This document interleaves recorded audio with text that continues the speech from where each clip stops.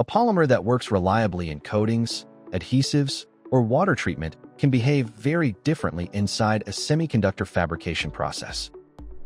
Different behavior isn't caused by a material changing, but rather because the environment it enters is far more controlled. In many polymer applications, materials operate in systems that can tolerate a certain amount of variation. However, semiconductor manufacturing is different. Processes like wafer polishing and chemical mechanical planarization are designed around tightly controlled interactions between the wafer surface, abrasive particles, and the chemistry moving between them. Consider polyacrylic acid, or PAA, commonly used in chemical mechanical planarization, or CMP slurry formulations. During polishing, PAA helps regulate how particles move across the wafer surface as material is removed. Inside a fabrication environment, that interaction happens repeatedly under controlled conditions across large numbers of wafers.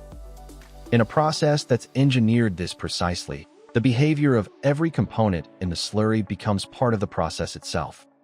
This is why materials that perform well in many industrial polymer applications can behave very differently once they enter semiconductor manufacturing. At Polysciences, we manufacture specialty polymers used in semiconductor and CMP applications. If you're encountering unexpected performance results, check out our additional resources in the description.